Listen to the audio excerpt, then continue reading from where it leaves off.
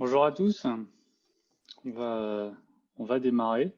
Je vais rapidement nous présenter. Jérémy présentera le programme. Alors, en quelques mots, Jérémy, qui est à l'écran, et moi-même Mathieu, on est tous les deux les cofondateurs de Digital Food Lab. Ça fait 10 ans qu'on travaille sur cet écosystème de la food tech. On a créé une première startup, on a levé un peu d'argent, on l'a revendu. Et depuis, on travaille dans cet écosystème avec tous les acteurs. Euh, si, pour présenter Digital Full Lab, peut-être en quelques mots, Digital Full Lab aujourd'hui, c'est un cabinet de conseil vraiment dédié à l'innovation autour de l'agroalimentaire, innovation de rupture portée par les startups et les grands groupes.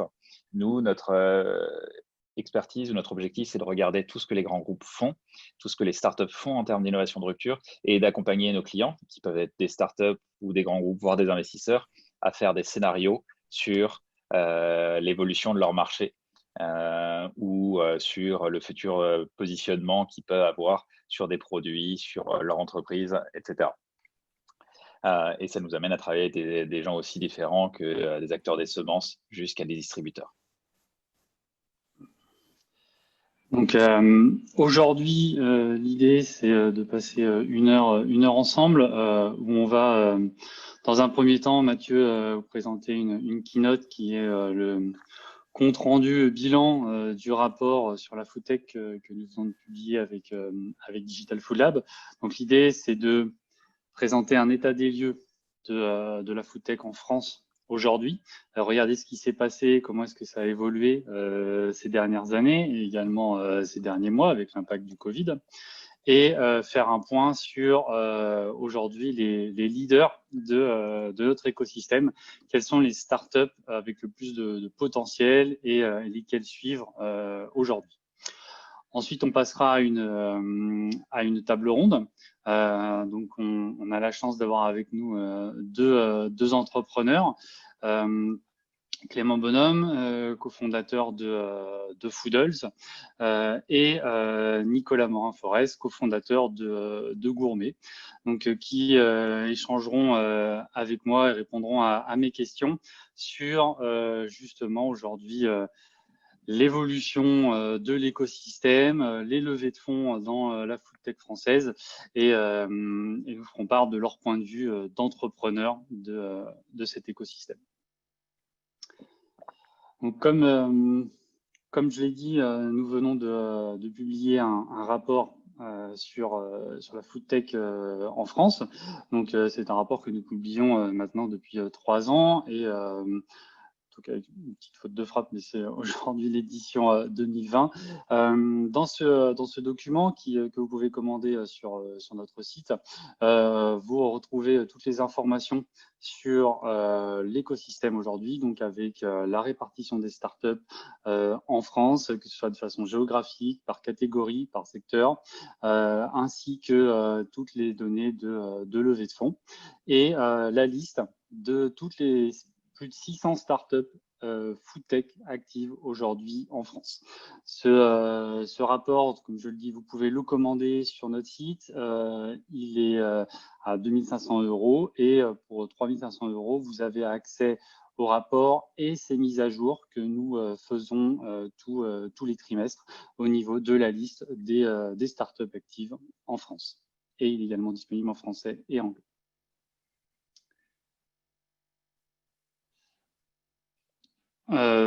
Du coup, je vais laisser la parole à Mathieu, qui va donc vous présenter la food tech en France. Donc, comme je vous l'ai dit, l'objectif de ce matin, c'est de se poser cette question de l'avenir de la food tech ou du futur de la food tech en France. Peut-être une petite clé d'entrée, si certains d'entre vous sont nouveaux ou pas forcément familiers sur ce sujet de la food tech. Pour nous, la food tech, comme vous le voyez à l'écran, c'est l'ensemble des startups qui vont travailler sur toute la chaîne de valeur agroalimentaire. Donc, ça va des startups dans l'agriculture, AgTech, jusqu'aux produits transformés, food science, dans sa startup de la restauration. Donc, ils travaillent pour accompagner, digitaliser le restaurant tel qu'on le connaît, food service, startup dans la livraison. Je pense que ça, c'est le plus évident. Un domaine qu'on appelle le retail, qui est tout ce qui est au niveau de l'expérience, de la digitalisation, de la chaîne de valeur ou de la supply chain dans la distribution, comment est-ce qu'on amène des plats dans des points physiques. Et dernier aspect, le coaching. Donc, comment est-ce qu'on conseille un consommateur sur ce qu'il devrait acheter. Je pense que vous pouvez penser à des applications typiquement comme Yoka. Donc, l'objectif de cette première présentation, c'est de vous partager à la fois les conclusions du rapport dont Jérémy vient de vous parler sur la foodtech en France et aussi de vous présenter un mapping qu'on a mis en ligne cette semaine des top startups foodtech. Donc, on a sélectionné 25 startups foodtech qui pour un acteur qui s'intéresserait à la foodtech depuis l'étranger, depuis l'extérieur, donnerait une image, une idée de ce que c'est que la foodtech en France. Donc, l'état de la foodtech en France. Alors, premier point qui concerne les investissements. Déjà, essayer de vous répondre à pourquoi est-ce qu'on s'intéresse aux investissements et pas forcément à d'autres données ou métriques pour évaluer un écosystème. Tout simplement parce que quand on regarde des startups, donc c'est cet élément spécifique, la seule chose que l'on connaît globalement, c'est le nombre de startups qu'il peut y avoir et le montant des investissements. Toutes les autres données, rentabilité, nombre d'employés, sont beaucoup moins, on va dire, objectives parce que il y a moins de contrôle réciproque. C'est l'intérêt des investissements, c'est que comme il y a d'un côté un investisseur et une startup qui reçoit l'investissement, la capacité, en tout cas de la startup, à gonfler les chiffres est plus modérée. Donc, une fois ce premier point fait, quand on regarde cette courbe sur les investissements en France, ce qu'on voit, c'est une progression impressionnante. Entre 2014 et 2019, c'est une multiplication par plus de 10 des montants investis dans les startups. Et surtout, aujourd'hui, on ne voit pas d'impact du Covid. Si on regarde le premier semestre 2020, les investissements sont toujours importants. Alors, peut-être pas en hausse à la fin de l'année, mais ils se maintiendraient au niveau record de l'année dernière. Donc, niveau très positif. Ensuite, on peut se demander comment se place la France en Europe. Quand on regarde, ça, vous pouvez accéder, c'est un rapport qu'on a publié qui est d'ailleurs gratuit et disponible en ligne sur les investissements dans la foodtech en Europe. Ce qu'on voit, c'est en Europe, la croissance est beaucoup moins linéaire, mais en fait, c'est une croissance qui est des investissements qui est très impactée par quelques licornes, c'est-à-dire des startups valorisées plus d'1 milliard qui lèvent des sommes d'argent très conséquentes. Et en fait, quand en Europe, on enlève ces licornes, on retrouve beaucoup mieux en gris une courbe linéaire qui ressemble à celle de la France. Et en fait, cette courbe, entre guillemets, positive que je vous ai montré au début sur la France, elle est positive parce qu'elle augmente, elle s'est multipliée par plus de 12 ou 13 en 5 ans, mais c'est aussi le témoignage qu'on n'a pas d'éléments exceptionnels, c'est-à-dire de super startups qui va lever, comme vous avez à l'écran les 7 startups européennes valorisées plus d'1 milliard, aucune startup qui va valoriser plusieurs centaines de millions d'euros en une seule fois, jusqu'à 500-600 millions. Par exemple, c'était le cas de Deliveroo l'année dernière qui lève en un seul tour de table 500 millions. Donc, force d'un côté d'un écosystème en croissance, de l'autre, écosystème qui, contrairement aux Pays-Bas, au Royaume-Uni, à la Suède, à l'Allemagne, n'a pas son leader ou sa start-up à plus d'1 milliard. Quand on continue la comparaison avec les autres pays européens, là, vous avez la France en rouge. Encore une fois, on voit cette croissance linéaire assez forte de la France. Et ce qu'on peut voir, sans forcément s'attarder trop sur le détail, on voit bien le côté un peu accidentel, par exemple en Allemagne, qui est vraiment un écosystème dominé par quelques licornes et un écosystème peut-être plus faible derrière. Et on peut comparer, en fait, l'écosystème français est vraiment bon deuxième, c'est pas premier, mais bon deuxième derrière le Royaume-Uni et suit de manière assez linéaire ce qui se passe au Royaume-Uni en termes de tendance. Pour vous donner peut-être une image un peu supérieure, quand on essaie de placer l'Europe elle-même dans le monde, l'Europe, c'est 16% des investissements dans la foodtech mondiale.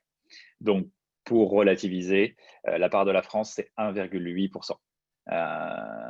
Ce qui est à dire, ce qui est assez peu pour un seul pays, et même par rapport à son échelle ou à son poids économique. Donc, on a un petit écosystème foodtech aujourd'hui qui est croissant, comme on l'a vu, mais dont la croissance est inférieure à celle des investissements au niveau mondial. C'est-à-dire que les investissements au niveau mondial croissent beaucoup plus vite encore que la première courbe que je vous ai montrée. Si on se recentre sur notre écosystème français et qu'on regarde les nombres d'investissements, ce que vous avez à l'écran, c'est les nombres d'investissements supérieurs à 500 000 euros, donc tous ceux qui sont, on va dire, significatifs et détectables avec certitude, et qu'on les classe en catégories, on voit que le nombre d'investissements est stable, donc ce qui est à la fois positif et comme on a pu voir la courbe précédente, une croissance en montant, ça signifie que le ticket moyen est de plus en plus élevé. Et d'ailleurs, on le voit, plus d'investissements entre 1 et 5 millions et un léger recul de petits investissements entre 500 000 euros et 1 million d'euros. Donc, on a un écosystème qui continue à créer de la valeur, à créer des startups, mais qui en même temps commence, j'ai envie de dire enfin, depuis 2 à 3 ans, à créer des champions. Donc, on peut penser à Insect, maintenant à Wind et par exemple aussi à Swile, donc ex-Launcher, qui ont réalisé des levées conséquentes de plus de 50 millions d'euros dans les derniers mois. Encore une fois, en continuant un peu cette démarche et en allant encore plus en profondeur, si on se demande où va cet argent dans la foodtech française, dans quel type de startup, ici vous avez une répartition des montants investis selon les différentes catégories que je vous ai présentées tout à l'heure, donc de l'agtech jusqu'aux produits transformés food science, delivery, food service, retail et coaching. Ce que l'on voit, c'est que historiquement, vraiment, il y a deux piliers dans cette foodtech française qui sont l'agtech et le food service. Donc, ça ne sera pas une surprise. Je pense que vous avez entendu parler à la fois d'Insect, Agricool, Microfit, Innovafit, donc des startups agtech bien positionnées qui se sont bien développées et de startups food service, notamment dans les logiciels de caisse, le système de paiement, qui elles-mêmes se sont bien développées. Ce qui est intéressant, c'est de voir que c'est soutenu, c'est-à-dire que c'est quasiment une répartition qu'on retrouve d'année en année, et peut-être après, on le verra, de le comparer avec d'autres pays. On s'est intéressé pour la première fois cette année à la mortalité des startups par catégorie. Donc, on a regardé toutes les startups qui avaient plus de 18 mois et on a regardé par catégorie, donc celles qui ont plus de 18 mois et qu'on a dans notre base donc depuis 2012-2013 et on a regardé simplement qu'est-ce qui leur était arrivé par catégorie. Ce qui est très intéressant, c'est de voir la différence. Donc, on a toujours, ça c'est très différent en France, un très grand nombre de startups, toutes catégories confondues, qui sont actives. Donc, on a une mortalité qui est faible, ce qui est à la fois bien, mais aussi témoigne d'un écosystème peut-être parfois qui ne va pas assez vite. Et on voit quand même des très grandes différences de mortalité, c'est-à-dire que quelqu'un qui, entre guillemets, crée une startup agtech aujourd'hui a visiblement 3 à 4 fois moins de chances de fermer ses portes au bout de 18 mois que quelqu'un qui crée une startup de delivery ou de coaching. Donc, des vraies différences et des vraies disparités catégorie par catégorie. Et comme je vous le disais, ce qui est intéressant aussi, c'est de comparer ce qui se passe en France et d'autres pays, notamment au Royaume-Uni, qui est vraiment, je pense, l'écosystème le plus proche en Europe, qui a à peu près la même taille, même si lui est peut-être plus développé, peut-être plus mature d'un an ou deux. Ce que vous avez à l'écran, c'est à l'intérieur le nombre de deals. Donc, un investissement envoie un investissement. Si Jérémy a une startup qui lève 10 millions et que moi j'en ai une qui lève 500 €, ça compte pour un dans chaque cas. Et les roues extérieures, c'est les montants investis, donc cette fois-ci les euros. Ce qu'on voit, c'est des écosystèmes assez proches quand on regarde l'intérieur. Donc finalement, en France, quand même, toujours plus de startups agtech, food service. Mais par contre, quand on regarde les montants, la répartition n'est pas du tout la même, avec au Royaume-Uni un écrasement de tous les investissements par quelques startups de livraison, notamment Deliveroo, mais aussi d'autres startups. On peut penser à Gusto, un équivalent de Kitok en France, voilà, qui a levé des sommes assez considérables l'année dernière. Donc, c'est le point, et de toute façon, on revient assez rapidement sur ce que je disais au début, l'absence de licorne en France et par extension de licorne de livraison. Toujours encore une fois, cette logique d'essayer de creuser, de voir où est la food tech en France. On a regardé sur l'aspect par catégorie, on peut regarder par géographie. Sans surprise, on a une répartition extrêmement concentrée en Île-de-France. Ce qui est assez stable, d'ailleurs, si on prend, on a comparé les données de 2019 à celles de la période 2014-2018. Si on a tout petit peu plus que la moitié des startups qui sont en Île-de-France, et il ne faut pas se mentir, Île-de-France, ça veut dire Paris et villes autour de Paris, ça monte à 65% du nombre d'investissements, ce qui encore une fois est en hausse par rapport aux années précédentes, et ce qui se traduit à 3 deals sur 4 qui, en montant. Donc 3 € sur 4 investis dans la food tech le sont dans des startups parisiennes. Donc, il y a vraiment un effet entonnoir, c'est-à-dire que la moitié des startups sont à Paris, mais en plus, 3/4 de l'argent y est investi. C'est aussi un biais statistique parce que les startups ont une tendance à se rapprocher de Paris quand elles se développent, quand elles lèvent des fonds. Mais quand même, on voit une vraie concentration et qui pour nous est une surprise. On avait en tout cas tendance notamment sur les dernières années, à penser que plus de hubs se créaient, notamment dans le nord, à Lille, à Lyon ou à Montpellier, et qu'ils allaient générer plus de startups, ce qui a été le cas, mais aussi plus de deals et plus d'investissements, ce qui n'est pas encore le cas. Ce qu'il sera peut-être dans quelques mois, quelques années, mais ce n'est pas quelque chose qu'on a encore observé.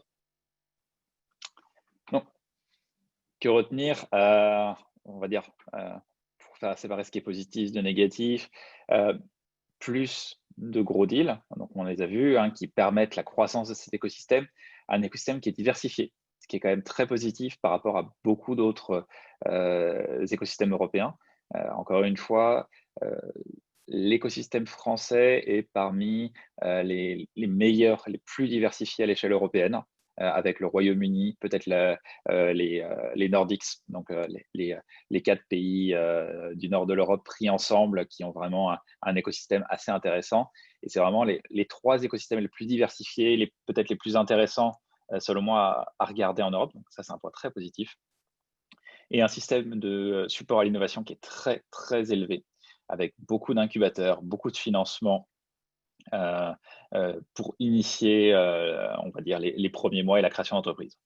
Les points négatifs, c'est toujours cette absence de licorne qui permet de rayonner et de tirer vers le haut l'écosystème. Parce que quand vous avez une startup qui lève des centaines de millions et qui est valorisée plus d'1 milliard, les centaines de millions, ils viennent de fonds étrangers qui, une fois qu'ils ont investi dans une ville, Berlin, Londres, commencent à se dire, ah, il y a certainement d'autres choses à regarder. Et donc ça, c'est quelque chose qui manque visiblement. Et aussi les licornes, quand les gens lèvent des centaines de millions, les entrepreneurs ont une tendance à en garder une toute petite partie pour eux et à le réinvestir dans l'écosystème autour d'eux. Donc c'est un manque. Et ce qui crée, en conclusion, un deuxième problème, entre guillemets, qui est un nombre qui est toujours réduit de petits deals. Donc on voit en France toujours une difficulté à lever 100 à 600 000 euros facilement. Donc, je ne dis pas que c'est impossible, mais c'est peut-être, il y a une surdifficulté par rapport à d'autres pays européens à trouver ces montants-là pour rapidement tester la viabilité d'un modèle. Et ça tient à un manque de business angel et aussi à un manque de rotation peut-être dans cet écosystème. Une question qu'on peut avoir, c'est évidemment sur l'impact du Covid. Donc, très rapidement, couvrant les différents secteurs, assez logiquement, sur la partie AgTech, peu d'impact immédiat et visible. C'est des startups B2B qui n'avaient pas forcément de raison d'être impactées. Impact positif de long terme et sur tout ce qui est autour de l'urban farming, parce qu'il y a une demande, notamment tout ce qui est autour de la résilience et l'autonomie des villes. Tout ce qui est food science et produits transformés, impact plutôt positif, notamment sur les protéines alternatives, végétales ou alors de plus long terme. C'est ce qu'on verra tout à l'heure dans la table ronde. Donc vraiment impact positif parce qu'on se dit, encore une fois, logique d'autonomie, d'indépendance. Et on a vu à quel point les filières de la viande avaient pu être stressées pendant les confinements. Sur le retail, encore une fois aussi très positif. Sur le delivery aussi. Donc vraiment beaucoup d'impact intéressant. Plus difficile sur le food service, évidemment, parce que secteur de la restauration très touché et tous les fournisseurs de services ont été par définition assez touchés. Donc, deuxième partie avec, comme je vous l'avais dit, nous avons sorti en début de semaine un classement, un top 25 des startups foodtech françaises. Pourquoi ? Tout simplement parce qu'on nous le demandait beaucoup et parce que c'était notamment du point de vue de l'étranger, d'acteurs extérieurs ou même de personnes en France qui découvrent la foodtech, souvent une demande de qu'est-ce qui se passe, qu'est-ce que je dois regarder si je regarde la foodtech française. Donc voilà, ça c'est le pourquoi. Et le comment, on a regardé les levées de fonds, évidemment, pour savoir est-ce que ces startups avaient été validées par quelqu'un d'autre, le potentiel de croissance et l'adéquation avec des tendances de long terme que nous, on a pu identifier et qui nous semblent pertinentes. Évidemment, la résilience et une certaine capacité à profiter, entre guillemets, du Covid. Donc, voilà ce classement. Alors, d'ailleurs, qui n'est pas un classement, mais qui est un mapping, un top 25. Vous pouvez le retrouver sur notre site. Ce que je vais faire, c'est parcourir avec vous les 6 catégories et vous montrer en quoi cet écosystème français aussi est particulier.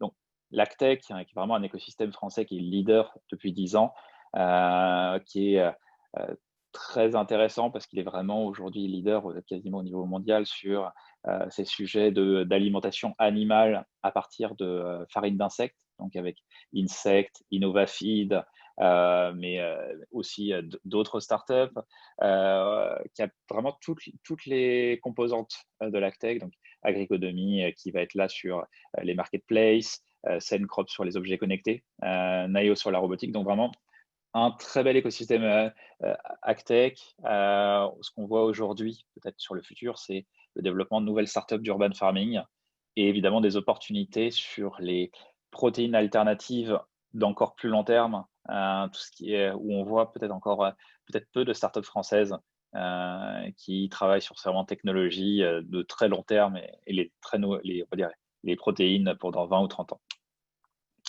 La livraison, c'est un peu le maillon faible de l'écosystème français par rapport à l'échelle européenne. Je pense qu'on peut le dire, on a loupé le passage de la livraison de plats de restaurant en France. Il y a eu une concentration sur de la livraison de cuisine centrale avec des beaux succès comme Food Cherry. Mais aujourd'hui, on est plutôt positionné sur la deuxième vague, qui sera probablement la livraison des courses, donc notamment avec des acteurs comme La Belle Vie. Le food service, avec en France une surreprésentation très nette d'acteurs autour du logiciel de caisse ou du paiement. Donc soit Swile sur un peu en concurrence des tickets restaurants Edenred ou Tiller, l'addition InnoVorder sur les logiciels de caisse, que ce soit pour des indépendants ou des réseaux chaînés, et un peu la vision de long terme, par exemple avec Paddy sur la robotisation de la restauration. Le coaching, on a mis une startup. C'est pas forcément le secteur, alors déjà qui est le plus développé globalement en Europe et encore plus en France. C'est un secteur qui est compliqué aujourd'hui. on a du mal à identifier beaucoup d'entreprises qui émergent et surtout qui ont un vrai modèle économique. C'est-à-dire dans cette capacité à conseiller le consommateur dans ses choix de produits alimentaires ou dans son alimentation. On voit des succès d'estime, des succès d'audience, mais peu de sujets qui utilisent soit la technologie, soit l'intelligence artificielle et qui derrière vont avoir un potentiel économique. On a choisi l'exemple de Foodvisor, que vous connaissez peut-être, qui a cette technologie où vous prenez une photo et on va reconnaître les ingrédients et les composants nutritionnels d'un plat. Donc, quelque chose d'assez intéressant et bien développé dans plusieurs pays. Le retail, dont on sera amené à parler tout à l'heure avec Clément de Foodles. Donc, avec, en dehors de Foodles et de ce segment-là, quelques acteurs comme Alchemix, Connecting Food, bien développés sur cette logique de transparence, soit en utilisant la blockchain dans le cas de Connecting Food, ou alors de transmission de l'information le long de la chaîne de valeur.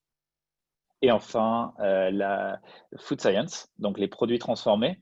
Donc avec les startups peut-être les plus visibles, je pense que la plupart de vous ont déjà vu les produits et certainement les ont testés, Feed, Ari & Co. Donc toute cette logique de nouveaux produits agroalimentaires. Nicolas de Gourmet pourra nous présenter un peu plus ce qu'il fait et on regarde, on s'intéresse beaucoup à tout ce qui se passe au-delà, vraiment aujourd'hui pour le long terme sur les protéines alternatives et sur le packaging. Donc Lactips qui travaille sur cette logique du packaging avec du packaging biodégradable, biosourcé. Donc ça, c'est vraiment quelque chose de très intéressant aujourd'hui. Et je pense que c'est le secteur sur lequel il y a le plus d'opportunités. Donc, s'il y a des entrepreneurs ou des entrepreneurs en devenir ici, énormément d'opportunités sur des marques direct au consumer, avec une présence online, avec une présence en retail. Aujourd'hui, il y a énormément de choses à faire en France sur ce sujet. Je vous remercie. J'ai oublié de le dire au début, si vous avez des questions dans Zoom, il y a un onglet Q&A. N'hésitez pas. Et je crois qu'il y en a quelques-unes. Hein, si Jérémy peut-être les Oui, passer. heureusement, Et puis, effectivement, il y a des personnes il y a des gens qui ont bien vu. qui maîtrisent, qui maîtrisent assez bien l'outil. Oui, une première question sur la répartition régionale. Donc, tu as parlé effectivement des hubs, comme dans le Nord, à Montpellier, etc., en région. Est-ce que tu as une explication sur le fait qu'ils n'ont pas eu un développement aussi important que ce qu'on a pu voir en région parisienne? C'est toujours compliqué à analyser. Je pense qu'il y a beaucoup de facteurs différents. Ensuite, encore une fois, je vais détailler un peu ça. Je disais qu'il y a un biais statistique. C'est aussi des startups qui avaient été créées dans d'autres régions au moment d'une levée de fonds, au moment d'un certain développement, ont remis leur siège à Paris. Et parfois, c'est survenu très tôt dans leur histoire. Donc, c'est pas forcément négatif sur ce point-là. Maintenant, c'est vrai que ça veut aussi dire qu'il y a cette logique de venir à Paris pour se développer, pour trouver aussi, parce qu'on parle de certaines compétences, par exemple en intelligence artificielle, en données, etc., trouver des emplois qualifiés qui sont parfois plus difficiles à trouver dans d'autres villes. Donc, ça, c'est un point. Et ce que je dis souvent, en tout cas, plutôt que d'essayer d'analyser ce qui a peut-être pas encore fonctionné, essayer de préparer ce qui pourrait fonctionner pour le futur, ce qui me semblerait très pertinent, parce que Paris, bon, ça peut marcher pour certains sujets, pas forcément pour toutes les logiques d'agtech et même de produits transformés. Il serait intéressant que les quelques villes qui ont un potentiel à devenir des hubs régionaux sur ces logiques foodtech se spécialisent. Je pense qu'il est aujourd'hui moins pertinent d'ouvrir un incubateur agtech, enfin un incubateur justement foodtech général qui couvre de l'agriculture jusqu'aux applications de coaching. Il est par contre très pertinent d'avoir des programmes très spécialisés. Par exemple, on manque en France de manière générale d'un accompagnement sur la création de nouvelles marques. Donc, un incubateur ou une ville qui dirait, voilà, notre expertise, ça va être de lancer, d'accompagner des entrepreneurs qui veulent travailler sur le lancement de nouvelles marques agroalimentaires, ça, ce serait très pertinent. Merci. Question plus sur les catégories, donc on va en prendre deux en un. Donc tu as dit qu'on avait raté un peu l'occasion d'avoir un acteur majeur de la livraison de restaurants. Est-ce que tu as une explication à cela? Et également, si on regarde sur ces genres de catégories, pourquoi est-ce qu'on ne voit pas on voit peu de projets émerger sur le packaging. On a parlé de Lactips, mais alors qu'aujourd'hui c'est un enjeu majeur, qu'il y a beaucoup de changements au niveau de la réglementation, beaucoup d'évolutions. Pourquoi est-ce qu'il n'y a pas autant de startups qu'on pourrait l'espérer qui se lancent sur ce sujet-là? Alors, sur le premier point, Delivery et packaging. sur le delivery, ça tient en un nom, hein. J'allais dire, les plus anciens s'en souviendront, ça s'appelle Take It Easy. Alors, c'était pas français, c'était belge, mais par effet d'appropriation, c'est un petit peu français. Donc, ça n'a pas aidé. C'est-à-dire un des gros échecs du delivery a refroidi beaucoup d'investisseurs, tout simplement. Ça, c'est le premier point. Et deuxièmement, il y a eu pas mal d'investissements. Alors, pas très conséquent en montant, mais sur deux, trois startups, sur des logiques, un pari qui aurait pu marcher, mais qui n'a pas marché, qui était l'idée de faire je suis Madame Michu, j'ai cuisiné une quiche, mon voisin, un livreur va venir me la prendre pour l'apporter à mon voisin. Il y a eu pas mal de startups autour de cette thématique-là en France qui n'ont pas marché, et qui ont essayé de se développer dans d'autres pays où ça n'a pas plus marché. Donc voilà, on en a eu une startup de livraison qui aurait pu décoller et qui n'a pas, comme d'autres, continué à lever. Tout en continuant à perdre de l'argent d'ailleurs. Mais voilà, on a eu l'accident. Voilà. Tant pis. Maintenant, ce qu'il faut, c'est se concentrer sur la prochaine étape, qui est certainement tout ce qui est autour de livraison des courses, où on voit, d'ailleurs même à l'échelle mondiale, à l'échelle européenne, les investissements ont complètement changé. On est passé de la livraison de restaurants à la livraison des courses, et il ne faut pas louper cette prochaine vague. Ensuite, sur le packaging, je ne dirais pas qu'on n'en a pas en France. Je dirais même au contraire. Lactip, c'est une très belle boîte. Il y en a assez peu d'équivalentes en Europe. Ensuite, on a quelques startups qui travaillent sur du packaging réutilisable, sur des filières de nettoyage de packaging, ce qui est à mon avis un sujet extrêmement intéressant. Donc, vous pouvez regarder Pixo sur du packaging réutilisable, Sol Zero sur des stations de nettoyage. Donc ça, c'est tout un sujet qui est extrêmement intéressant et sur lesquels les startups sont pertinentes. Ensuite, ce qu'il faut voir, c'est que du vrai packaging intelligent, donc c'est le cas de Lactips avec de la technologie, ou Apple aux États-Unis, c'est beaucoup de techno et ça nécessite quelque chose qui est un petit peu difficile encore en France et en Europe, excepté Royaume-Uni, c'est du transfert de technologie et des gens qui sautent, qui font le pas entre l'université et la création d'entreprise. Donc ça, c'est un axe de travail, dont on parlait des territoires, qui pourrait être encore amélioré. Merci Mathieu. Dernière question, on va passer à la table ronde. Ensuite, on vous répondra directement dans l'outil de Q&A, plutôt sur les investissements.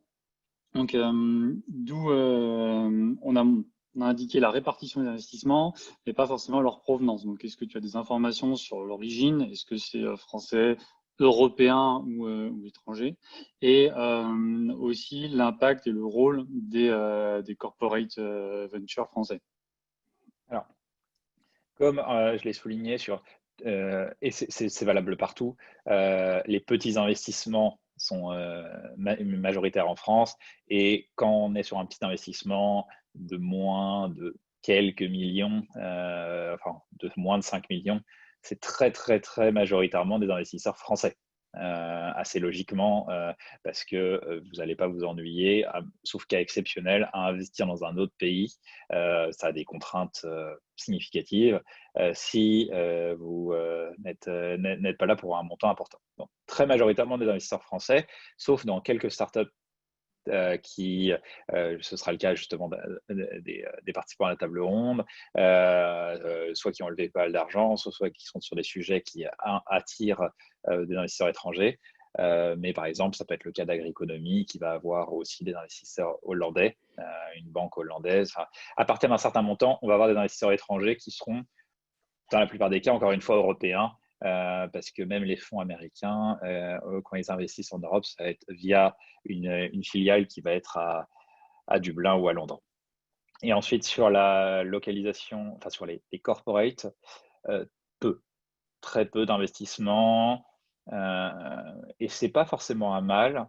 C'est-à-dire que un corporate, c'est bien quand il investit, mais qu'il y a une vraie logique derrière. Par exemple, ça fait du sens. Dans notre classement, vous avez vu, il y a la startup Call, donc qui est livraison d'alcool. Coca-Cola a investi. Bon, on comprend le sens, on comprend là où ça va. C'est peut-être un ticket pour tester et si ça marche, il y aura peut-être un rapprochement, une acquisition. Mais voilà, un corporate, il faut vraiment que ça ait du sens pour la startup, pour le corporate lui-même, et ça va probablement vers une acquisition interne. Sinon, c'est toujours un peu étrange et on peut se poser la question. Et il faut savoir par contre que les fonds d'investissement, par exemple Utopia, ont des investisseurs corporate eux-mêmes, donc, mais c'est de manière indirecte.